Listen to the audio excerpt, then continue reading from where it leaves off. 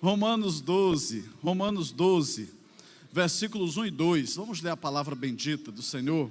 Romanos 12, 1 e 2.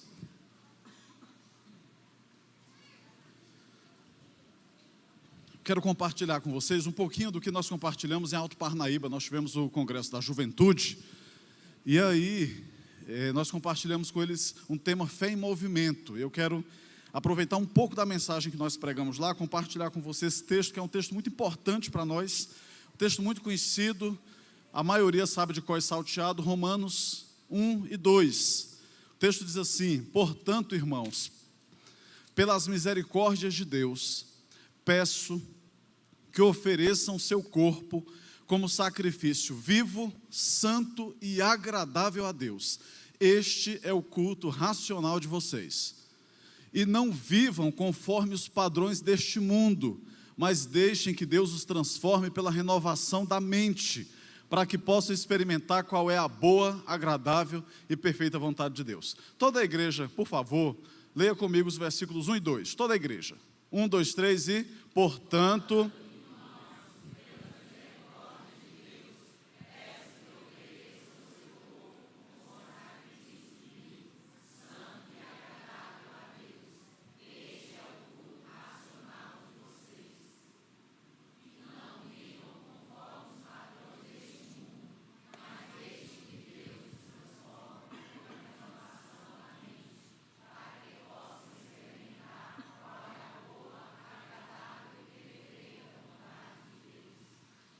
Muito bem, vamos orar? Senhor, nosso Deus e Pai, mais uma vez estamos na Tua presença e rogamos ao Senhor que fales ao coração de todos e de cada um de nós. Obrigado porque Tu és um Deus que fala e porque a voz do Senhor é incomparável. Assim como Samuel falou um dia, nós também oramos e dizemos: fala, Senhor, porque os Teus servos ouvem. Fala ao coração de todos nós. Pedimos em nome de Jesus, amém.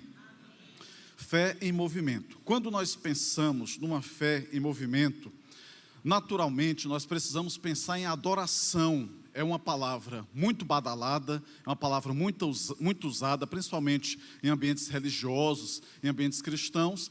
Nem sempre ela é muito bem interpretada. Quando você fala em adoração, automaticamente muita gente pensa em louvor, louvorzão, cantação. Também o louvor faz parte, por exemplo, da adoração, mas não se resume apenas ao louvor. Louvor é um elemento da adoração, mas nós podemos entender, de forma resumida, que a adoração é um estilo de vida, é uma forma que nós buscamos viver para a glória de Deus. Portanto, a adoração não é apenas cantação, não é apenas louvorzão, mas um estilo de vida. Adoração é o reconhecimento da soberania e da majestade do Senhor. Nós vemos tanto no Antigo quanto no Novo Testamento conceitos bíblicos de adoração na prática. Nós vemos quando Deus chama Abraão, que dizemos o pai da fé, e o seu primogênito, Deus diz a ele: Abraão, oferece o teu filho em sacrifício. O teu filho, o teu único filho, à época tinha apenas um filho, o teu filho, que você ansiou tanto por ele, você o aguardou tanto, ofereça o teu filho Isaque em sacrifício, ofereça o teu filho em holocausto. E é interessante que ele se dirige para o monte onde seria feito o holocausto, conforme a orientação do Senhor, onde seria feito o sacrifício. Ele vai com alguns empregados, com alguns animais, levando a bagagem. Quando chega ao pé do monte, ele diz assim: agora, fala para os empregados, vocês fiquem aqui, eu e o meu filho subiremos, e depois de termos adorado ao Senhor, desceremos. Então nós não temos absolutamente nenhum registro bíblico de que eles foram lá para fazer um louvorzão, um momento de cântico, de adoração nesse sentido, mas eles foram adorar a Deus fazendo o quê? Cumprindo a vontade do Senhor. Então a adoração é cumprir a vontade de Deus, por mais que me seja custoso, por mais que me seja difícil, por mais que seja desafiador, mas a adoração envolve uma rendição ao Senhor, uma entrega completa. É eu colocar ao dispor do Senhor tudo aquilo que eu tenho, tudo aquilo que eu sou. É me entregar ao Senhor sem reservas. Senhor, toca em tudo, mas não toca nisso, porque isto aqui para mim é inegociável.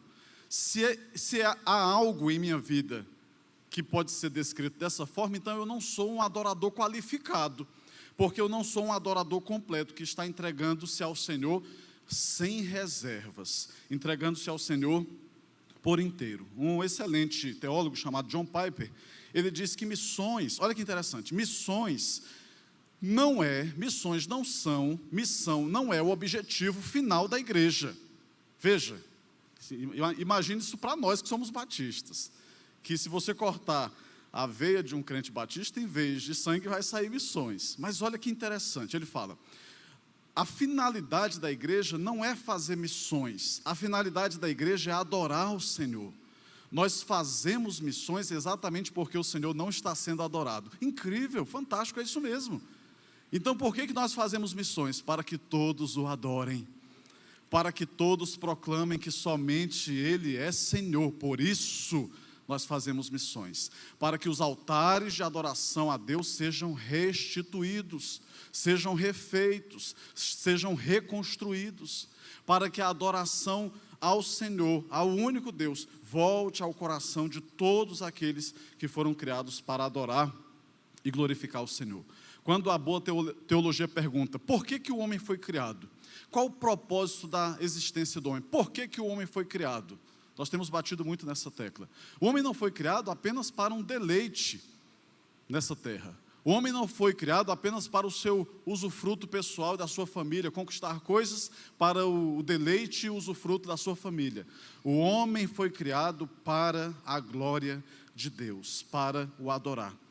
É interessante você olhar para a Bíblia e ver em Gênesis capítulo 4, por exemplo, que fala sobre o primeiro homicídio da face da terra. Pela nossa fé cristã, nós cremos que foi o primeiro homicídio da face da terra.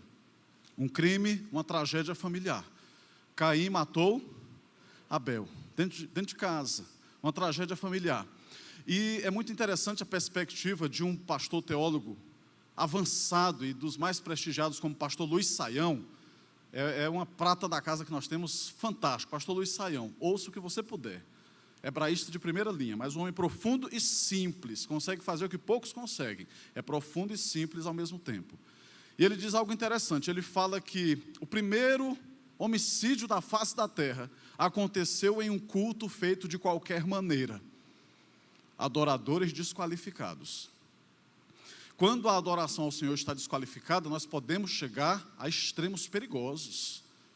Eles estavam prestando culto, eles estavam prestando elementos de adoração a Deus.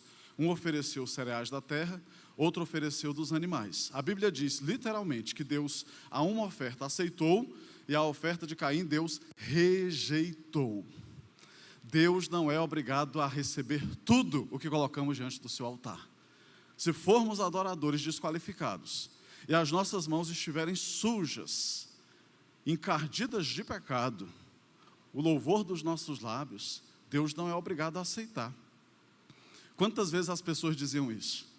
Chegavam às vezes em cultos, especialmente cultos, às vezes, numa pegada assim mais pentecostal, que não tem aquela ordem mais programadinha, como a que fazemos aqui, que chega e diz assim, irmão vai ter uma oportunidade. Às vezes pega de surpresa. Tem um lado negativo e tem um lado positivo. O lado positivo é que você vai desinibindo as pessoas. Mas quem é nervoso, irmãos, pelo amor de Deus, falta dar um piripaque, né? Muitas vezes eu fui em culto e cheguei lá e disse assim, o irmão Helder tem a palavra. Ah, meu Deus do céu, uma pessoa que dava até febre, de tão nervoso que era e tímido. Quando eu era criança, ia para a escola. Quando tinha apresentação na escola, eu dava febre. Eu ia e enfrentava. Mas enfim, eu quero dizer para os irmãos o seguinte, que muitas vezes, naqueles ambientes, eu ouvi alguém dizer assim, ô irmãos, eu nem ensaiei. Eu nem pude me preparar, mas é para o Senhor. Oxe, que negócio é esse? Quer dizer que você não oferece qualquer coisa para o teu patrão, você não oferece qualquer coisa para um superior, mas para Deus, você acha que pode oferecer qualquer coisa e Ele é obrigado a aceitar? Adoradores desqualificados. Caim ofereceu uma oferta de qualquer jeito, e aquilo ofendeu o coração de Deus. Guarda isso no teu coração. Deus não é obrigado a aceitar qualquer coisa, aquilo que oferecemos de qualquer maneira. Deus merece sempre o melhor que nós podemos oferecer. O primeiro homicídio aconteceu por causa de um culto que foi feito de qualquer maneira. por causa de um adorador desqualificado. A Bíblia diz que um abismo chama outro abismo. Às vezes, uma disfuncionalidade, um erro que nós cometemos, faz com que nós caiamos em outros abismos.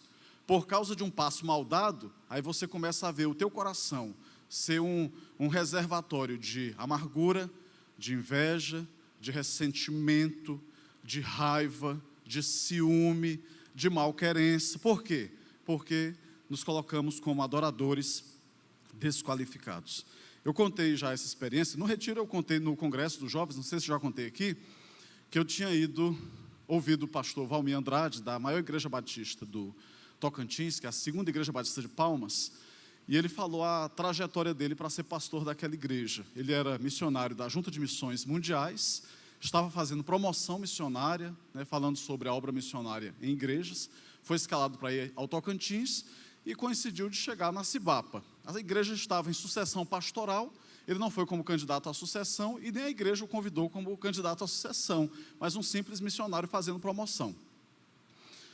O fato é que a igreja gostou dele, quando ele bateu o pé lá e pensou assim, por que não ele? Mas ele disse que quando foi pregar uma mensagem, um domingo pela manhã, ele contou essa história. Quem conheceu o templo anterior deles, ele é um templo assim rampado, não é um templo plano como esse, ele tem uma rampa, como se fosse um cinema, um teatro. E aí ele falou que quando apresentou-se diante da igreja, indicou o texto bíblico e pediu para que os irmãos abrissem a Bíblia. Ele iria pregar. De repente, um dos membros abre, no meio do culto, na hora da leitura bíblica, um jornal, como se fosse Folha do Tocantins. E começou a ler. Ele ficou tão perturbado no espírito dele com aquilo. Como é que alguém vai para um culto de adoração a Deus? Na hora em que a bendita palavra vai ser lida, a pessoa, com distrações, abre um jornal, Folha do Tocantins, escancaradamente. Talvez nem percebeu que fez aquilo, mas fez. Adoradores desqualificados. Quantas vezes, irmãos, nós estamos aqui nesse espaço tão restrito de tempo.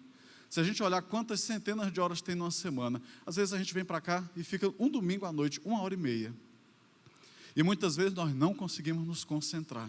Nossa cabeça está lá fora. Eu fico pensando como é que Deus olha para esse tipo de oferta. E como é que Deus olha para corações desqualificados, de adoradores desqualificados. Precisamos vigiar. Precisamos ter muito cuidado com o nosso coração. Eu gosto de falar que, na minha opinião, o maior e melhor manual, talvez não o maior, mas o melhor manual de adoração bíblica é o livro do profeta Malaquias. Curtinho, o último livro do Antigo Testamento. É um livro, um manual de adoração bíblica. É bem curto, 4 capítulos. Mas a tônica dele é exatamente essa, chamando o povo ao arrependimento. E chamando o povo à rendição e à adoração a Deus. E por meio do profeta, porque era assim que Deus falava na antiguidade e até os dias de hoje, Deus levanta o profeta Malaquias e fala ao coração do povo. Deus diz assim, palavras duras, pesadíssimas: eu não estou suportando mais receber o culto de vocês. Eu não estou suportando. Aí Deus diz, Deus fala, por meio do profeta, o meu desejo é que quando vocês vêm ao templo, à minha presença, para me adorar, entre aspas, para me oferecer o vosso sacrifício, o meu desejo é que alguém passasse correndo na frente de vocês, corresse e fechasse a porta do templo, para que vocês não trouxessem as suas ofertas, porque eu não estou mais suportando as ofertas de vocês. Meus irmãos, isso aqui é muito sério. O que é que Deus poderia dizer para nós? Que tipo de preparo nós temos para adorarmos ao Senhor? Será que nós temos aquela alegria do salmista de dizer, alegrei-me quando me disseram, vamos à casa do Senhor? Ou a gente já chega aqui com a cara amarrada, amuado, coração pesado, a alma cheia de ranço, amargo, azeda. A gente tem prazer de fazer qualquer coisa, vai para o trabalho serelepe, saltitante. Vai jogar futebol, vai fazer qualquer coisa feliz, empolgado. Para a igreja parece que a gente vem assim arrastado. Qualquer coisinha é razão para a gente botar a banca. Olha, vamos colocar as barbas de molho em relação a isso aqui, porque Deus está de olho nas nossas ações e no nosso coração. A Bíblia diz que Deus não vê como o homem vê. O homem vê o exterior, mas Deus sonda o coração. A Bíblia diz que antes que a palavra nos chegue à boca, Deus já a conhece muito bem. Deus não aceita qualquer tipo de adoração. Senão, não haveria, por exemplo, a passagem bíblica que fala sobre os filhos de Arão. A Bíblia diz que Deus rejeitou a oferta de Nadab e Abiú, os filhos de Arão.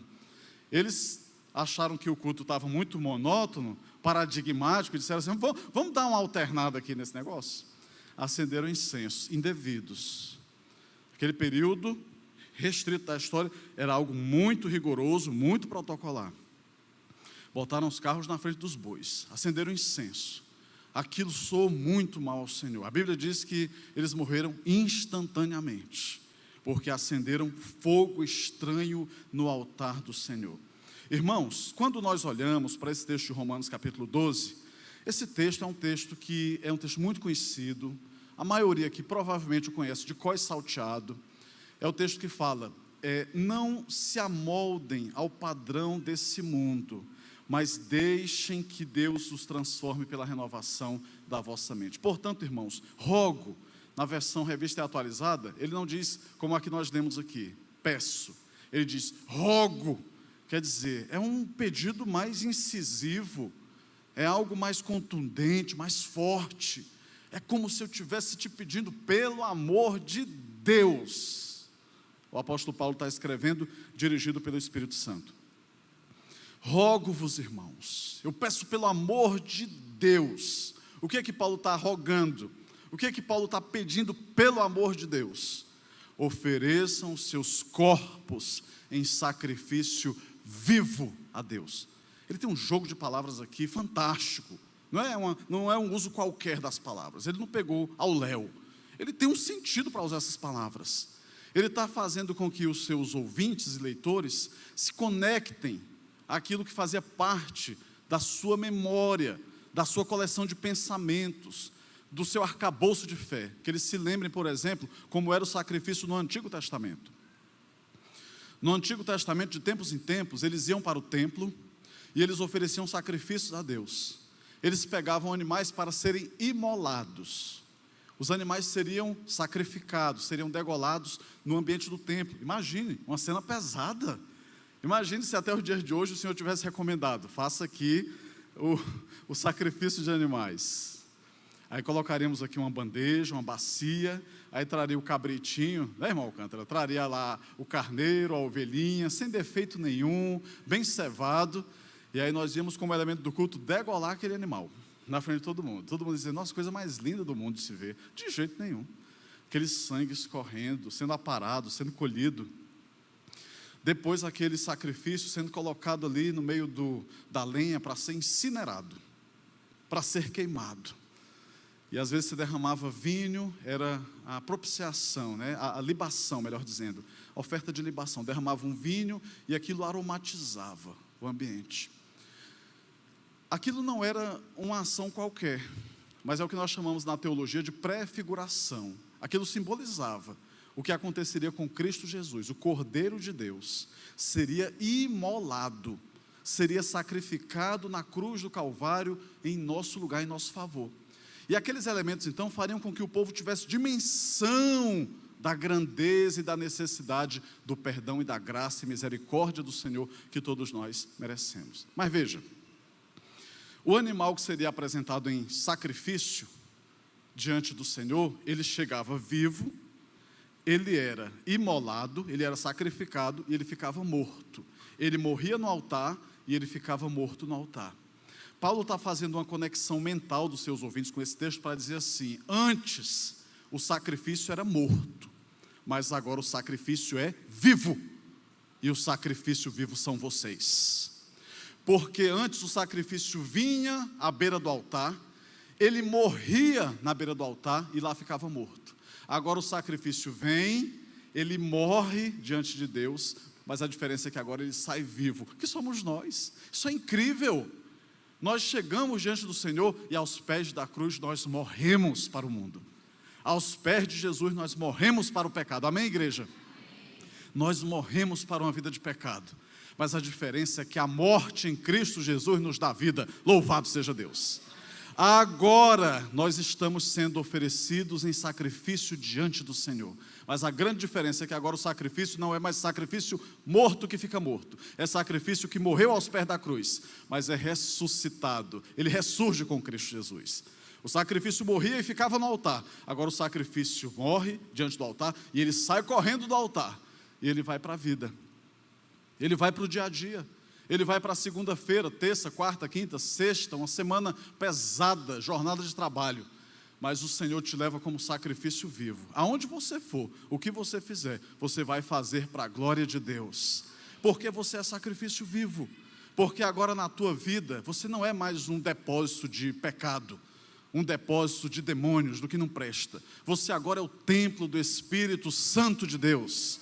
Os teus órgãos não são mais oferecidos ao pecado, para a imundície, para a imoralidade, para a podridão. Você agora está sendo oferecido e oferecendo o teu corpo, os teus membros, para a glória de Deus. Deus usa o mesmo apóstolo Paulo para dizer em outra carta: não ofereçais os vossos corpos ao pecado, mas os ofereçam para a glória de Deus. Tudo que nós temos, tudo que nós somos, colocamos à disposição do Senhor. Você faz compromissos, pactos, alianças com Deus. Pai, eu não vou usar aquilo que o Senhor me deu para te desonrar, para defraudar as pessoas que o Senhor me deu para amar e alcançar para o louvor da tua glória. Eu não vou colocar meu namorado em apuro, minha namorada em apuro. Eu não vou botar minha família numa enrascada de pecado. Eu não quero ser um para-raio do juízo de Deus, fazendo aquilo que é a transgressão da lei moral de Deus, dos desígnios, dos mandamentos do Senhor. Porque eu sei que se eu fizer isso, eu estarei como um para-raio do juízo de Deus, atraindo o juízo de Deus para a minha cabeça e para a minha família. Eu não quero isso para a minha vida. Eu quero viver para a glória do Senhor. Essa é a grande diferença. E quando Paulo faz esse apelo, irmãos, não é um apelo qualquer. Ele está dizendo: portanto, irmãos, rogo, peço pelas misericórdias de Deus, que vocês ofereçam os seus corpos como sacrifício vivo, santo e agradável a Deus. Cada parte do nosso corpo importa. Você tem que assumir diante de Deus o compromisso: eu vou viver para a glória do Senhor. Irmãos, tudo que você pensar, por exemplo, em relação ao Brasil, o Brasil tem tanta coisa que nos orgulha, é tão bom ser brasileiro, mas tem tanta coisa que nos entristece. Tudo que você pensar de ruim que tem no Brasil, passou um dia pela cabeça de um ser humano.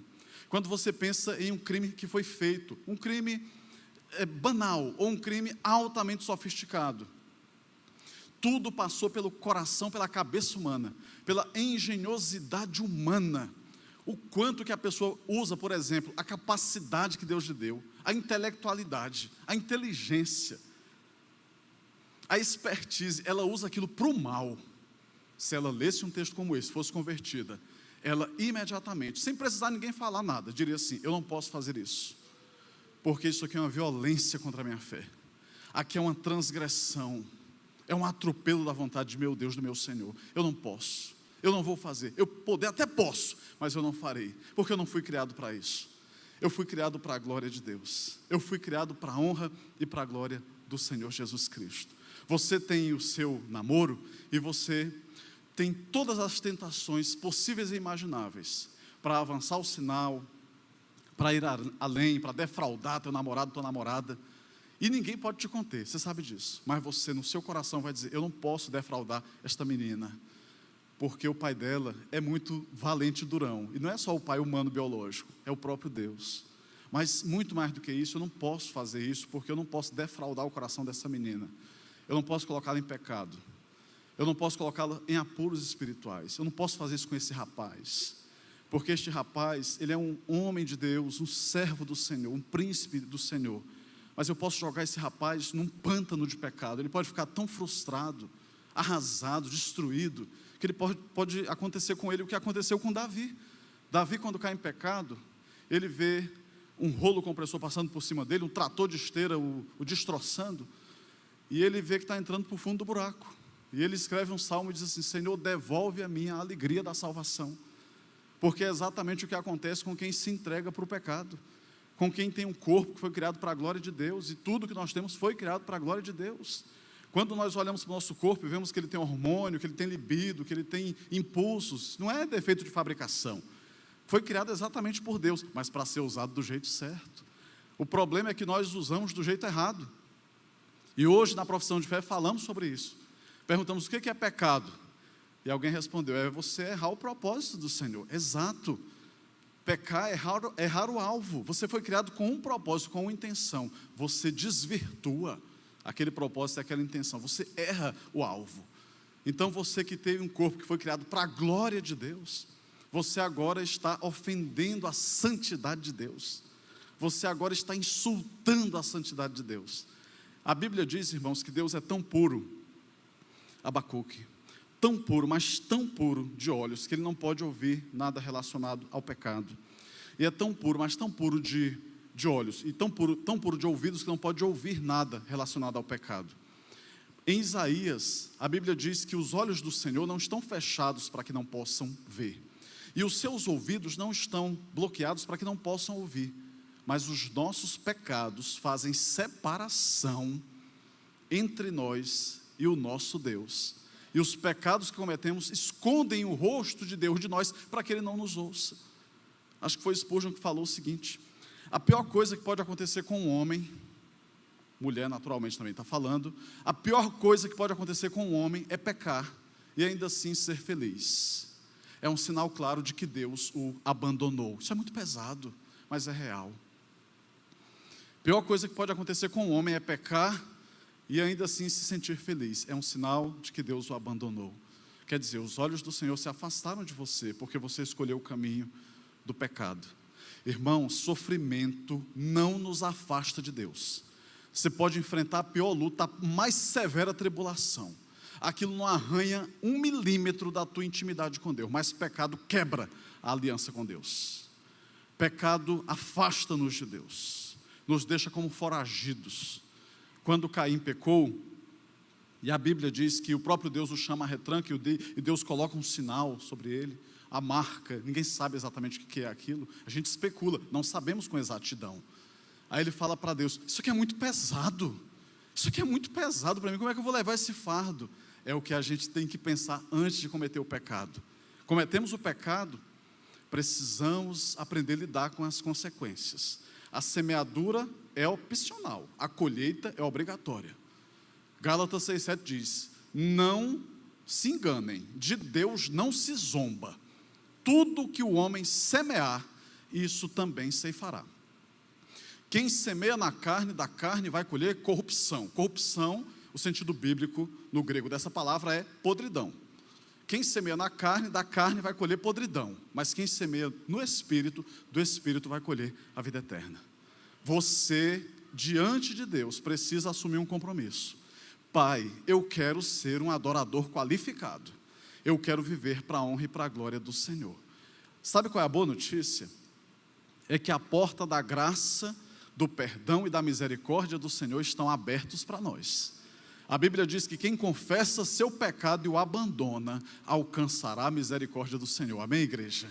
Quem confessa seu pecado e o abandona, alcançará a misericórdia. Eu quero orar nesse momento por pecadores arrependidos, em nome de Jesus Cristo. Baixa a sua cabeça, vamos orar ao Senhor, falar com o nosso Deus.